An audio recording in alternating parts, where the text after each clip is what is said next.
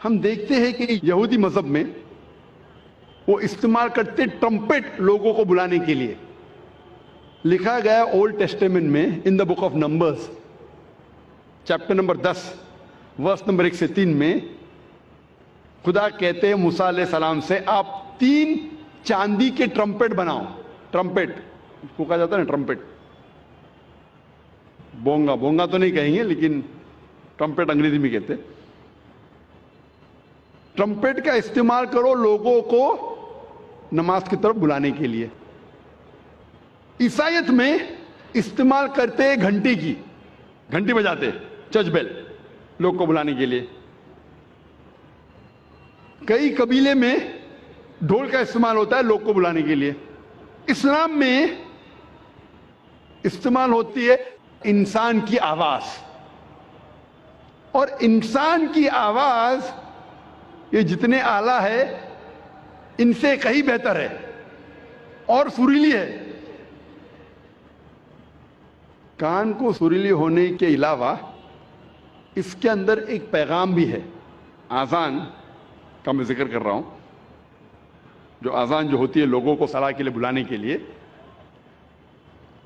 آواز سریلی ہونے کے علاوہ یہ افسوس کی بات ہے کہ بمبئی شہر میں جو مسجدوں میں آذان ہوتی ہے, افسوس کی بات ہے اکثر یہ آذان سریلی نہیں ہوتی, کان کو تکلیف زیادہ دیتی ہے, رہنمائی کے بدلے تکلیف زیادہ دیتی ہے.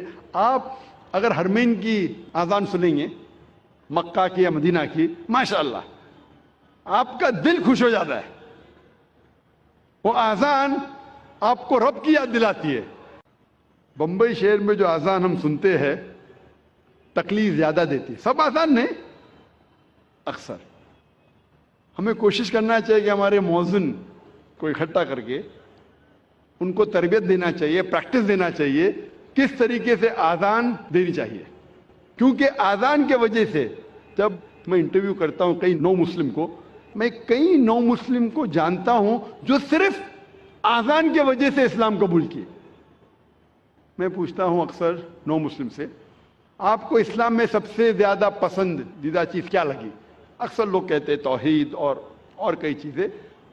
کچھ لوگوں نے مجھ سے کہا وہ آذان اتنی اچھی ہے کہ جب بھی آذان سنتا ہوں میں دل میرا باغ ہو جاتا ہے, دل خوش ہو جاتا ہے. تو ہمیں کوشش کرنا چاہیے کہ ہمارے مؤذن جو ہے اس شہر میں ان کی تربیت کرے کہ کس طریقے سے صحیح آذان دینا چاہیے. اور جیسے میں کہہ رہا تھا کہ آذان سریلی ہونے کے علاوہ ایک پیغام دیتی ہے ہمیں. افسوس کی بات ہے کہ اکثر مسلمان آذان کی معنی جانتے ہی نہیں. تو مسلمان نہیں جانتے تو غیر مسلم کیسا جانے. اور میں ایک واقعہ آپ سے کہنا چاہتا ہوں, اور یہ حقیقت واقعہ ہے.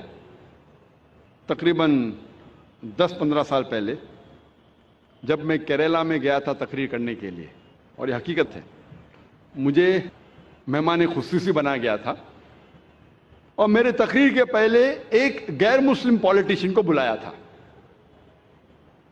اور اپنے تقریر میں ہر پولیٹیشین جو غیر مسلم میں کوشش کرتا ہے کہ اگر مسلم گیدرنگ دیکھتا ہے تو وہ تعریف کرے گا اسلام کی. تو یہ غیر مسلم پولیٹیشین تعریف کرتے کرتے کہنے لگا کہ ہمارے اس دیش میں جو مسلمان مغل بادشاہ اکبر اتنے مہان کام کیے, اسی لیے مسلمان روز 5 بار اللہ اکبر کر کے اکبر بادشاہ کی تعریف کرتے. آپ سمجھ رہے ہیں یہ جوک ہے, جوک نہیں حقیقت ہے, اور میں خود گواہ ہوں. میں سٹیج پہ بیٹھا تھا, اچھا میرے تقریر کے پہلے اس نے کہا, تقریر میں نے اس کی غلط فہمی کو دور کیا کہ ہم مسلمان جب اللہ اکبر بولتے ہیں تو اکبر بادشاہ کی تعریف نہیں کرتے. اکبر بادشاہ تو موجود بھی نہیں تھا اس وقت, اللہ کے رسول کے ٹائم پہ اکبر بادشاہ کہاں تھے. جب اللہ اکبر کہتے ہیں اس کی یہ معنی ہے کہ اللہ سب سے بڑا ہے, اللہ از دا گریٹسٹ.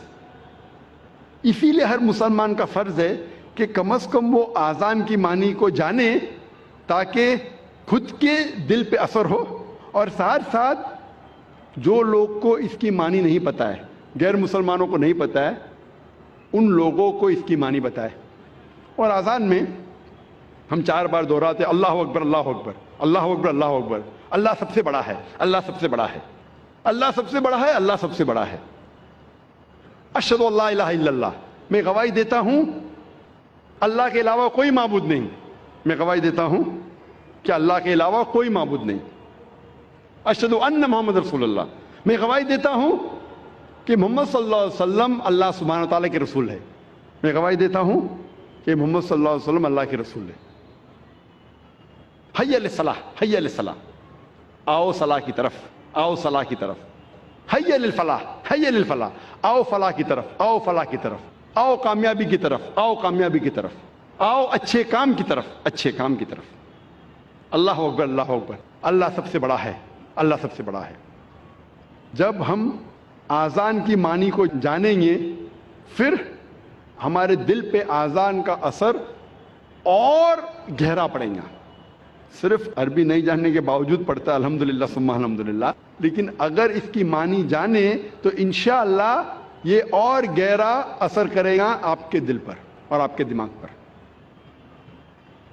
اللہ تعالیٰ فرماتے سورہ جمعہ میں، سورہ نمبر 62 آیت نمبر 9 میں، کہ جب آپ جمعہ کی اذان سنتے ہیں تو فوراً جمعہ کی نماز پڑھنے کی طرف جائیے، جماعت کی طرف جائیے۔ اذان صلاح جو جماعت میں ہوتی ہے اس کے پہلے دینا